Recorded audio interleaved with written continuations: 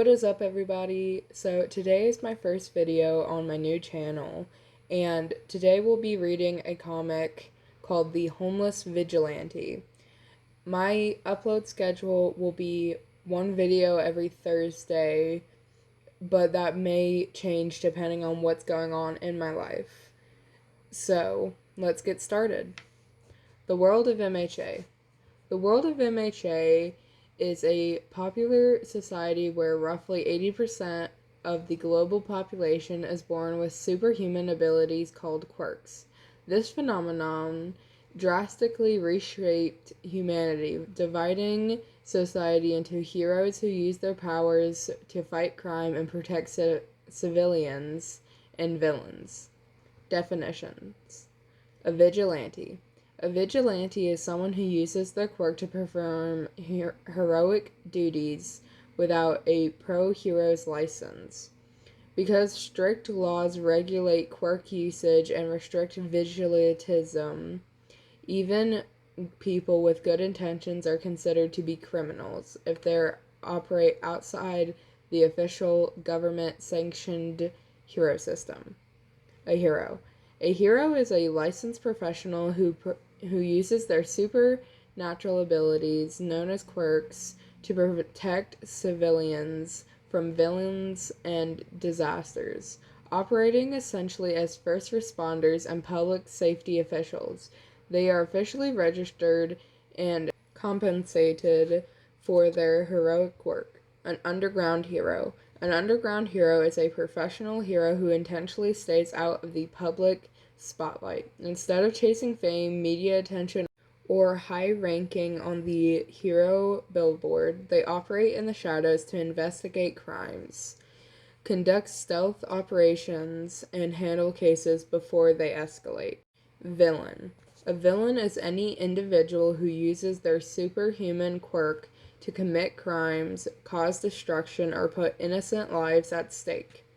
This broad classification includes everything from petty thieves and drug dealers to violent anarchists and global supervillains.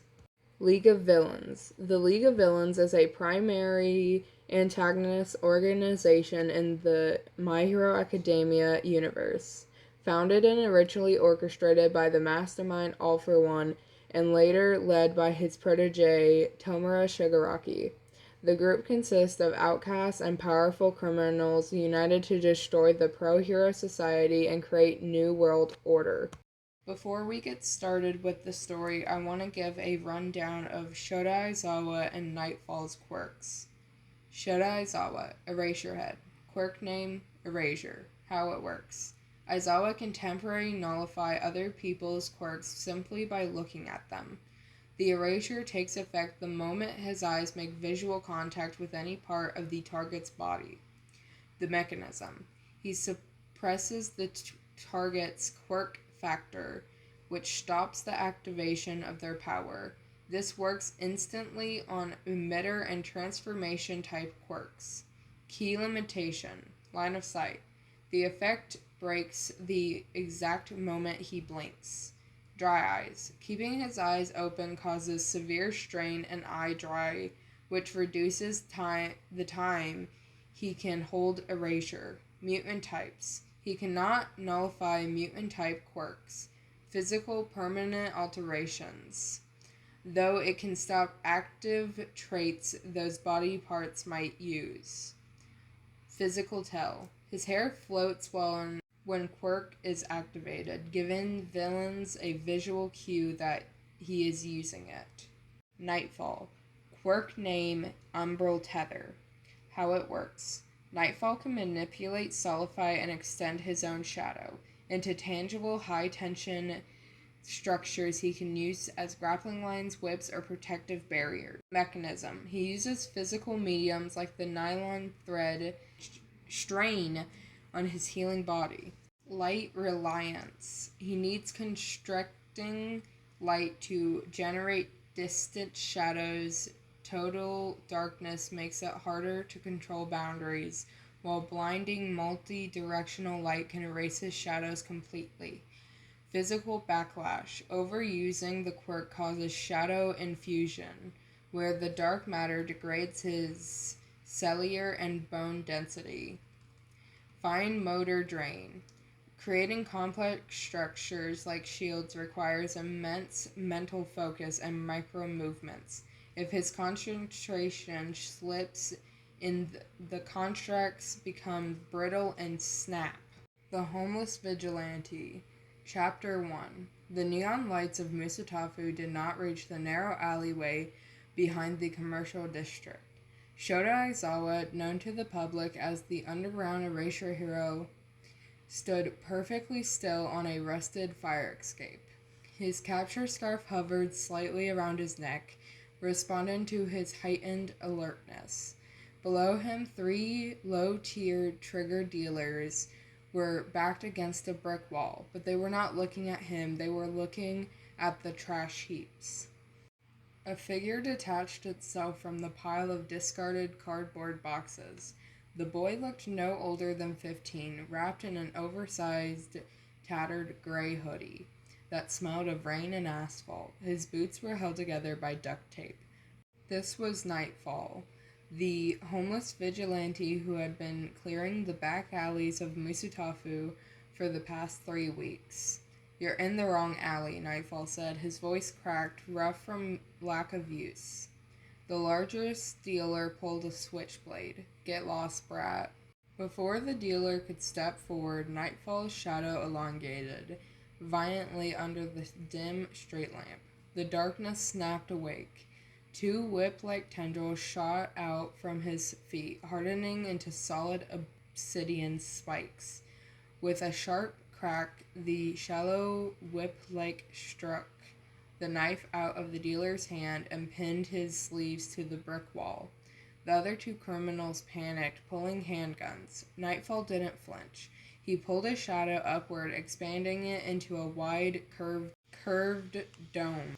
The construct solidified just as 3 shots rang out. The bullets hit the Umbra shield with heavy metallic thuds, flattening and dropping harmlessly into puddles below. Aizawa watched with an analytical precision, an emitter work, materializing and hardening his own shadow. No sign of sentience like Tokiyami's dark shadow, but the density control is remarkable. With a flick of Nightfall's wrist, the shield dissolved back into a fluid state, rushing forward along the ground to wrap around the remaining dealer's ankles. The shadow pulled taut, lifting them upside down into the air before slamming them into a dumpster. "That's enough," Aizawa said, dropping silently from the fire escape. Nightfall spun around, his shadow instantly snapping back to his heels, rising up like a defensive wall of black glass. Through the gap in his hoodie, wide, guarded eyes locked onto Aizawa's yellow goggles. "Erase your head," Nightfall muttered. Shifting his weight, his shadow rippled nervously. "You're operating without a license, kid, and you're living on the streets," Aizawa said, with his voice calm and level. He kept his hands loose at his side. "Musatafu's police department has a file on you. Umbral Tether, right? You're coming with me." "I don't think so," Nightfall spat. The boy fired a shadow tendril upwards, aiming for the lip of the roof across the street to swing away. Aizawa's eyes flashed a brilliant, glowing red. The capture scarf flared out. The moment the quirk activated, the shadow tendril snapped like a brittle thread and dissolved into nothingness. Nightfall stumbled forwards, losing his balance as the sudden lack of quirk feedback disoriented him. Aizawa surged forwards, throwing his captured scarf to bind the boy's torso. But Aizawa had underestimated the kid's street instincts. Instead of fighting the fall, Nightfall dropped his weight entirely, hitting the wet concrete and rolling hard under the low-hanging fire escape stairs. The capture scarf snapped through the air, striking the brick wall. Aizawa's eyes burned. He needed to blink. That split second was all Nightfall needed. The underground hero's eyelids fluttered shut for a single beat to relieve the dry eye strain. The instant the erasure broke, Nightfall's shadow exploded outwards in a blinding flash of dark matter.